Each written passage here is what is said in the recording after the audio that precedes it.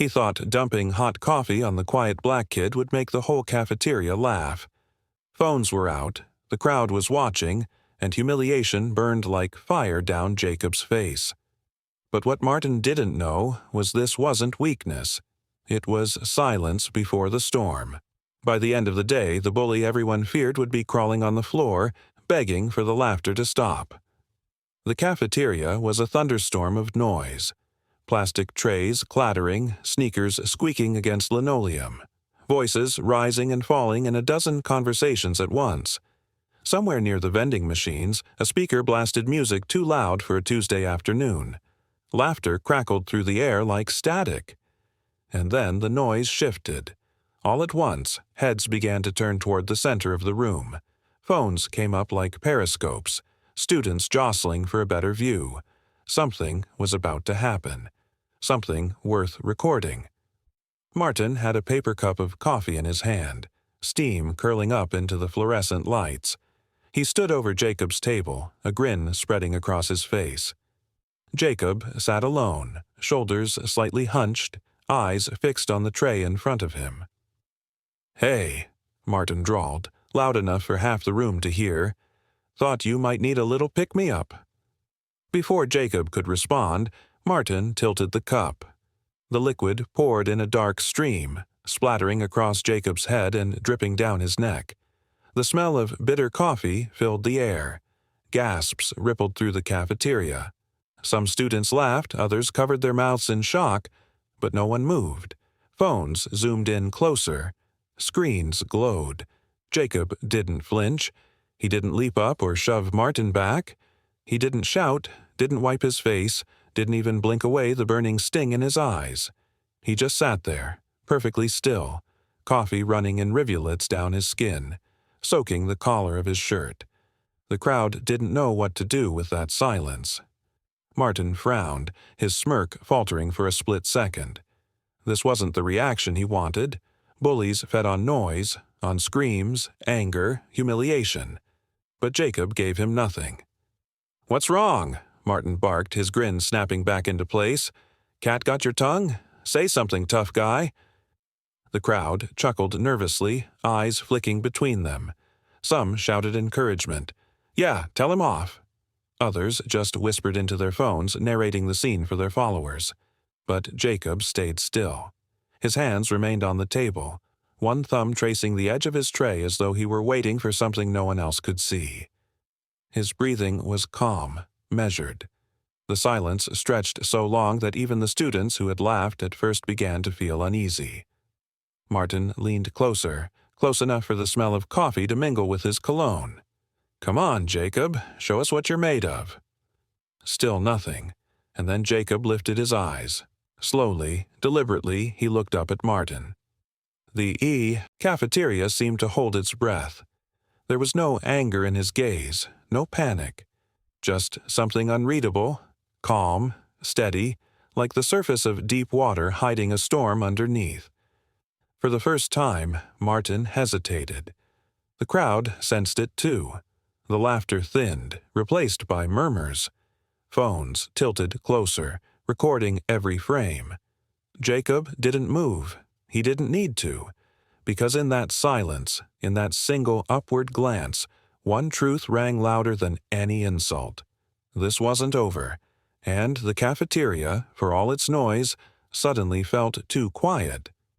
By the end of lunch period, the video had already spread. Clips zipped through group chats before Jacob even left his seat. The cafeteria buzzed with the aftershock. Laughter, disbelief, retellings embellished with new details.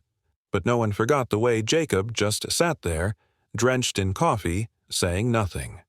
For Martin, that silence was fuel. A reactionless victim made the game last longer. For everyone else, it was unsettling. Rowan sat 2 tables away pretending to scroll through his phone, though his eyes kept drifting back to Jacob. Unlike the others, Rowan wasn't laughing. Something about that stillness bothered him. Most new kids cracked on the first day when Martin went after them. Some shouted, some tried to fight back, most just got swallowed by embarrassment. But Jacob Jacob had been at this school for 2 weeks, and in that time he'd already been shoved in the hall, tripped near his locker, had a tray of food knocked out of his hands. He never reacted. The more Rowan thought about it, the stranger it seemed. Jacob wasn't just any new kid.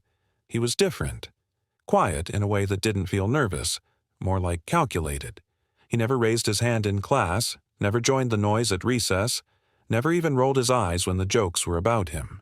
He was invisible until the moment people tried to make him small, and every time. Silence. That silence spread whispers. I heard he used to fight. Somebody told me his dad's military. No one knows where he came from. What if he got kicked out of his last school? Rumors slithered through the halls, building Jacob into something no one could quite define. Was he fragile, or was he dangerous? Teachers, as usual, looked the other way. When Martin shoved Jacob into a locker last week, Mr. Harris just sighed, "Boys will be boys." When whispers of bullying reached the counselor, she smiled tightly and said, "Ignore it, Jacob. They'll get bored." But Rowan had seen Martin long enough to know he never got bored, not until he was forced to, and Jacob wasn't forcing anything. That afternoon, as the final bell rang, Rowan found himself trailing behind Martin and his crew down the hall. Jacob walked ahead of them, his shirt still stained faintly with coffee, his steps even, head lowered but steady. Martin shoved his shoulder hard, laughing. "Where's all that toughness now? Cat got your tongue?" Jacob staggered, slightly, caught his balance, and kept walking. No words, no glare, nothing. Rowan felt a chill. It wasn't weakness, he could see it now. Weakness looked like flinching, or tears, or desperate apologies. Jacob's silence wasn't that. It was something else, something heavier. Almost like waiting. That night, Rowan replayed the look Jacob had given Martin in the cafeteria. It hadn't been blank, it hadn't been scared. It had been calm, steady, and completely unreadable. Rowan whispered to himself as he lay in bed, staring at the ceiling, the echoes of cafeteria laughter still rattling in his ears. Why isn't Jacob fighting back? Or is he waiting? By the next morning, Martin was restless. The cafeteria stunt hadn't gone the way he wanted. Sure, the coffee video had gone around, racking up likes and laughs in every group chat, but the comments were split. Why didn't he react? That was creepy calm. Low-key think Martin looked dumb.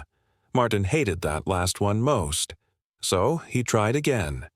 Between second and third period he found Jacob at his locker.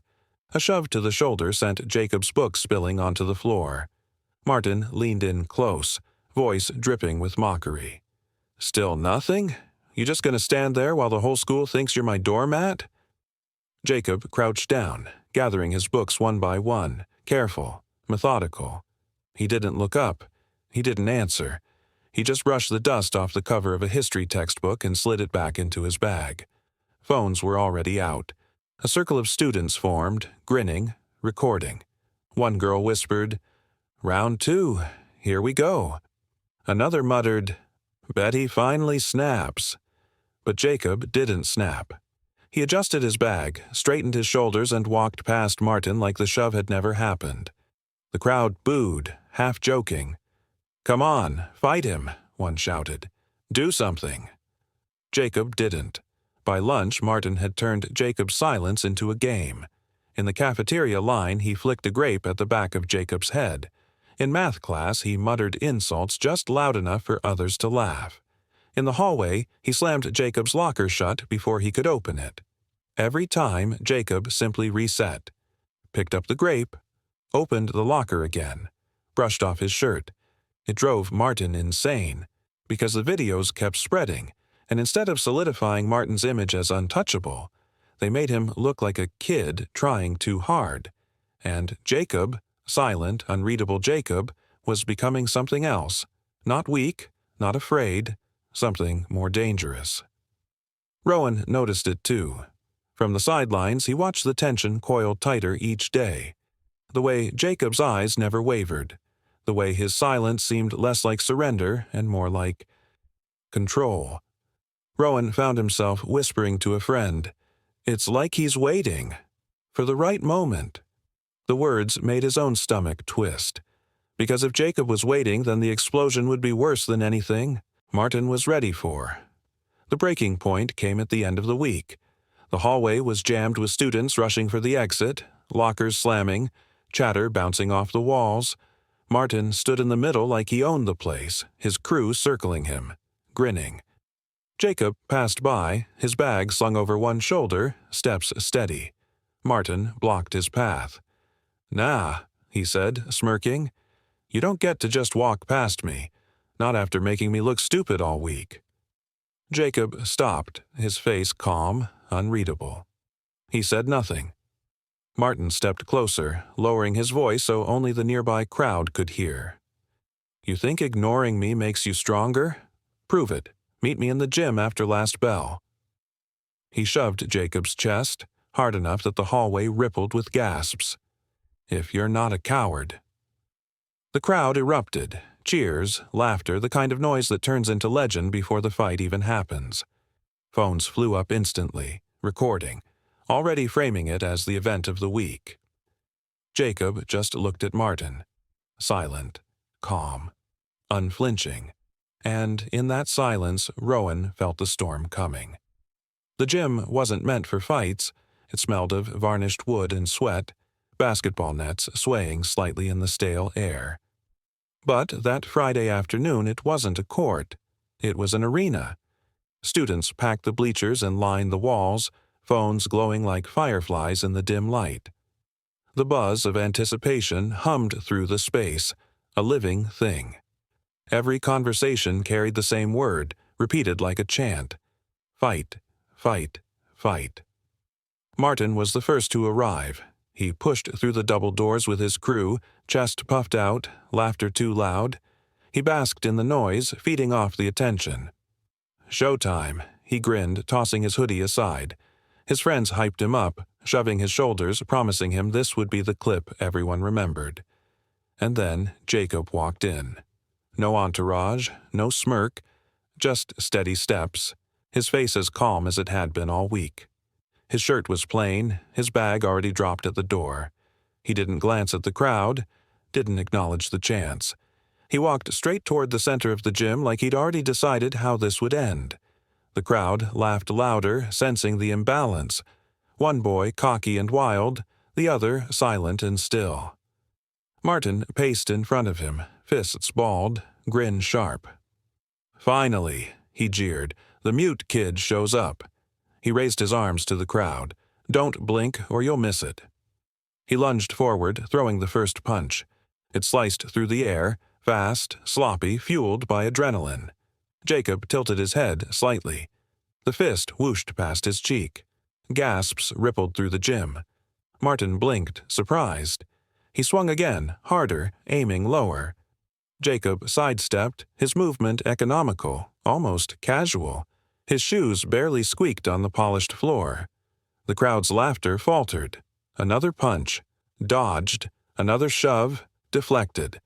Martin's frustration boiled, his breathing uneven. Jacob hadn't raised a hand, hadn't struck back. He just moved like water, letting the storm burn itself out. The noise in the gym shifted. Where there had been cheers and laughter, there was silence creeping in. An uneasy realization that maybe this wasn't going to be funny after all. "Stop running!" Martin shouted, sweat beading on his forehead. He swung wide, overextending, desperate for contact. Jacob stepped back, eyes steady, calm. Martin stumbled, caught himself, and roared, charging again with everything he had. His arm cocked back, fist aimed straight for Jacob's face. And this time, Jacob moved. His hand shot out precise and controlled, catching Martin's wrist mid-swing. The motion was so sharp, so final, that the sound of it echoed, a sharp slap of skin on skin. The gym went dead silent. Martin froze, his arm pinned, his strength suddenly meaningless. His chest heaved, his eyes wide, but Jacob's grip didn't waver. For the first time, Jacob spoke. His voice was low, steady, carrying through the silence like thunder across open sky. Enough. The word hung there, heavier than any punch. The crowd, for once, didn't cheer. They just watched, phones raised, recording a moment that already felt unforgettable. The word still echoed. Enough. For a heartbeat, Martin tried to wrench his arm free, but Jacob's grip was iron, steady and unshaking. He wasn't squeezing hard, not crushing, just holding, like someone containing a storm in the palm of their hand. Martin snarled, twisting, trying to yank away. "Let go!" His voice cracked under the weight of his own panic. Jacob's eyes didn't waver. With a single twist of his wrist, he redirected Martin's momentum. The bully stumbled forward, crashing to one knee on the hardwood floor. The crowd gasped. Phones zoomed closer, hands trembling, capturing every second. The chance of "fight, fight" had evaporated. What filled the gym now was a heavier silence, charged with something sharper than fear, realization. Martin scrambled to his feet, red-faced, throwing another wild punch. Jacob ducked, stepped sideways, and with one fluid motion guided Martin into the wall. It wasn't violent. It was surgical. A matador letting the bull exhaust itself. Again, Martin went down, palms smacking the floor. He groaned, clutching his wrist. The noise of the crowd shifted into a low hum. Rowan, standing in the back with his phone in his pocket, could feel the air change. He whispered to himself, words he didn't realize others could hear. I'd never seen silence louder than that moment. Jacob didn't advance. He didn't gloat. He simply stood in the center of the gym, breathing steady, his posture straight. Martin staggered up again, but the fight was gone from his eyes. The crowd knew it. Everyone knew it. Still, Martin lunged one last time, pride forcing him forward. Jacob caught him easily, redirecting the punch into a lock that bent his arm. Behind his back. The bully yelped, pain flashing across his face. He crumpled to the floor, this time not in rage but in surrender. And just like that, the untouchable tyrant of the hallways was reduced to a boy on his knees, eyes wet, chest heaving. The silence held for a beat, then erupted into whispers. Not cheers, not laughter, but shock. Dozens of phones recorded, capturing Martin not as a victor, but as a lesson. That was the moment teachers finally burst through the gym doors. Their voices echoed, panicked. "What's going on here? Break it up!" But it was too late. The fight was already over. Jacob released Martin instantly, stepping back, his hands open. No resistance, no argument, just quiet compliance. The adults stormed in, separating them, shoving Martin toward one side and Jacob toward the other.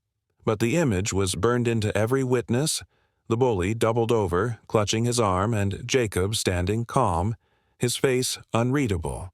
Suspension was inevitable.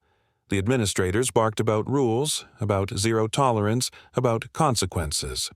The crowd began to disperse, but the story had already left the walls of the gym. Clips flew across phones before Jacob even walked out. Rowan stood frozen, still staring. He didn't even fight, he thought. He just ended it. As Jacob was led toward the doors, his backpack slung over one shoulder again, he didn't look back at the bleachers. He didn't need to. His silence was louder than victory chants could ever be. And though he knew the punishment was coming, suspension, detentions, all of it, his dignity walked with him, unshaken. By morning, the school was different. The usual chatter that filled the hallways had been replaced by whispers. Not about exams, not about sports, only about what had happened in the gym.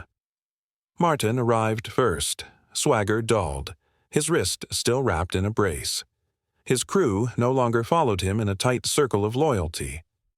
They drifted behind, eyes on their phones, pretending not to know him. For the first time in years, Martin walked alone. The videos hadn't been kind. Clips of him shouting, swinging wild, crying out when Jacob caught his arm. Those had spread everywhere overnight. No edit, no spin could make him look powerful again. His reign of fear had ended not with a shout, but with a single word: enough. Jacob walked in a few minutes later. The effect was instant. Students straightened, falling into silence as he passed. Some looked at him with awe, some with respect, others with fear, but not one dared laugh. Not one dared mock. Phones didn't rise this time. No one wanted to be the first to challenge him again. Rowan watched from his locker, still unsettled by how quickly things had changed. He thought of all the times he had seen Martin dominate, all the times teachers shrugged, all the moments silence had meant surrender. But Jacob's silence hadn't been surrender. It had been patience, control. Rowan whispered the words that had been circling in his head since yesterday. Strength isn't in loud punches, it's in knowing when to wait. The truth of it settled in his chest like a weight. He had never seen anyone turn humiliation into power so completely. Jacob hadn't needed fists, hadn't needed noise. His silence had been louder than every cheer in that gym. At lunch, Jacob sat alone as he always did, at the same table by the window. His tray was simple, untouched for a long while. He pulled a napkin from the dispenser, slowly wiping his hands clean, like he was brushing away not just crumbs but the last remnants of yesterday. He didn't smile. He didn't scowl. He simply was. Rowan thought about sitting down across from him, maybe saying something. But when he caught Jacob's eyes, steady, unreadable, he realized there was nothing to say. Jacob didn't need an audience. He didn't need validation. He had already proved everything without a single word. And so the cafeteria carried on, quieter than usual, students stealing glances at the boy who had dismantled the school's biggest bully and walked away unshaken. The lesson lingered in the silence he left behind, a question that every witness carried, a challenge to their own choices. Would you have recorded or stood up?